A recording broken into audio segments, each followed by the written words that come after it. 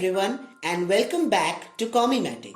Today's segment is Character Origins, where we will talk about the origins of comic book and fictional characters. Today we shall explore the origins of Dr. Michael Morbius, otherwise known as Morbius the Living Vampire. Michael Morbius was born in Greece. His father, Macario Morbius, was a famous painter and author. He was born with a very rare blood disease which made him rather ugly and unpleasant looking. His father left him and his mother while he was just an infant. His mother started to raise him in his grandfather's house. She worked in a bookshop to make ends meet. He was mostly made to stay at home because of his poor health, but his mother always brought him many books to read. One night he was able to sneak out of his house to play outside with his friend Emil. While playing, he fell down.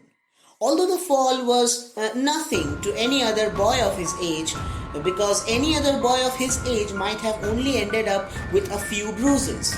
Morbius, however, broke both his arms and his legs. He was immediately hospitalized, where the doctor told his mother that his rare blood condition was not only affecting his looks and immunity but also his bones, which were being rendered brittle, and that he would not live for a very long time. Both Morbius and Emil, after that incident, focused on their academics and excelled in it too, as both became celebrated biochemists. Morbius eventually went on to win a Nobel Prize for his work. However, what Morbius really wished was to find a cure for his condition. So both Emil and he went on to research extremely experimental treatments based on bat DNA.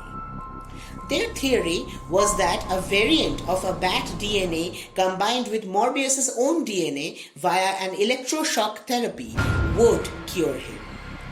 Emil warned Morbius of the possible side effects, but a desperate Morbius insisted on trying the cure.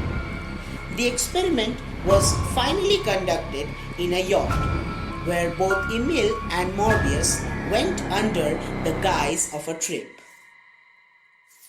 The experiment successfully ended the abnormality in Morbius's blood and cured him, but at a very high cost.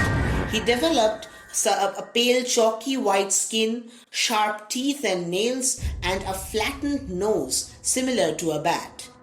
His body had also gone through some internal changes, making him superhumanly strong, fast, durable, with heightened senses, the ability of echolocation, and a fairly strong healing factor. However, the worst effect of this treatment was his uncontrollable bloodlust. This mutation developed in him was a condition of pseudo-vampirism, which meant that he had the few attributes of a classic vampire, but he is not unholy and does not have the weaknesses of a classic vampire such as garlic, silver, or the Holy Cross. He is also much more resilient to sunlight compared to the other true vampires and did not turn those who he bit into vampires. Hence the term Morbius the Living Vampire. Driven by his bloodlust, he killed Emil on the yacht on that night, and realizing what he had done, he fled the yacht and jumped into the sea, trying to drown himself. He was unsuccessful in doing so, and in later years continued to battle his inner vampiric tendencies, trying desperately to return to his normal life. When driven purely by his bloodlust, he has fought with very powerful heroes such as Spider-Man, who had 6 hands at that time because he was also experimenting with his body. Yes, I mean, come on, comic books are weird sometimes.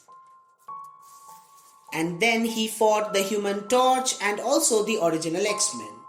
Later on, with some control over his vampiric tendencies, he has helped many superheroes and organizations, such as the Shield, with their various missions. He has appeared in many comic books of Spider-Man as a main or a side antagonist and in his own titles as well. He has also been featured in the 1994's very popular Spider-Man the Animated Series, and he is set to appear in his very own live-action movie Morbius, portrayed by Jared Leto later this year. And yes, I am very excited for it.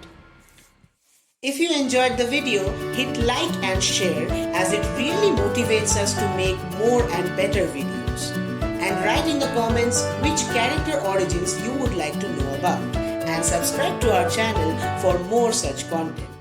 Thank you.